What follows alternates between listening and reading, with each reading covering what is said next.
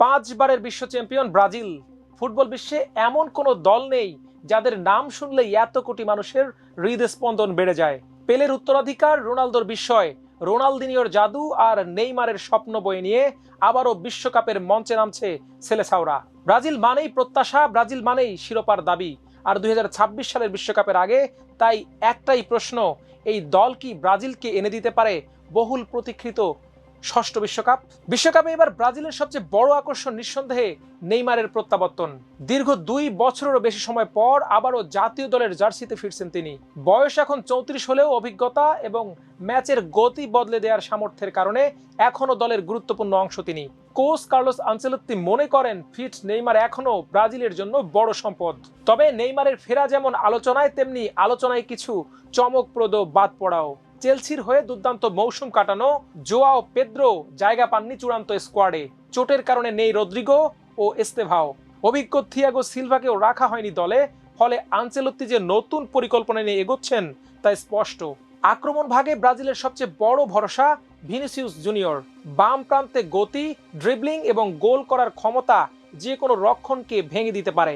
অন্যদিকে ডান পাশে থাকবেন রাফিনিয়া, যিনি গত কয়েক মৌসুমে ইউরোপিয়ান ফুটবলে নিজেকে অন্যতম কার্যকর উইঙ্গার হিসেবে প্রতিষ্ঠিত করেছেন। এই 2 তারকার কাঁধেই থাকবে আক্রমণের বড় দায়িত্ব। তবে সেন্টার ফরওয়ার্ড পজিশন এখনো কিছুটা অনিশ্চয়তায় রয়েছে। মাতেউস কুনিয়া, এনরিক এবং প্রয়োজন হলে নেইমারও খেলতে পারেন এই ভূমিকায়। 3 জনের খেলার ধরন আলাদা হওয়ায় প্রতিপক্ষ অনুযায়ী সিদ্ধান্ত নিতে হবে কোচ আনচেলত্তিকে। মিডফিল্ডে অভিজ্ঞতা এবং ভারসাম্যের সমন্বয় রয়েছে ব্রাজিলের।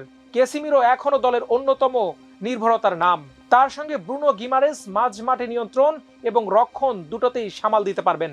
লুকাস পাকেতা থাকলে সৃজনশীলতার মাত্রাও বাড়বে অনেকখানি। রক্ষণ ভাগে মার্কিনিওস ও গ্যাব্রিয়েল মাগালায়েসের জুটি ব্রাজিলকে শক্ত ভিত দেবে।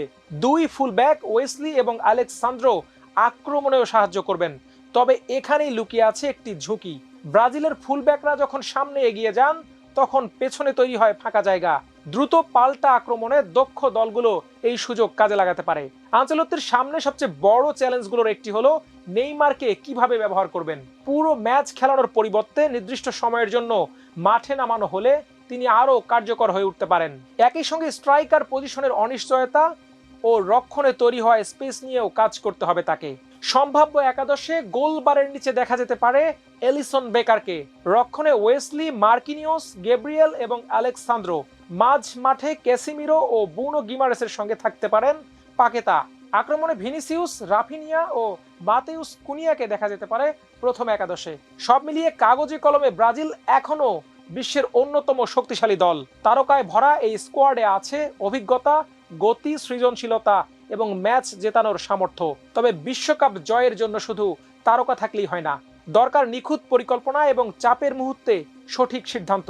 এখন দেখার বিষয় কার্লোস আনচেলত্তির নেতৃত্বে এই ব্রাজিল কি ইতিহাস গড়ে ষষ্ঠ শিরোপা ঘরে তুলতে পারে, নাকি আরও একবার অসম্পূর্ণ স্বপ্ন নিয়েই ফিরে যেতে হবে সেলেসাওদের।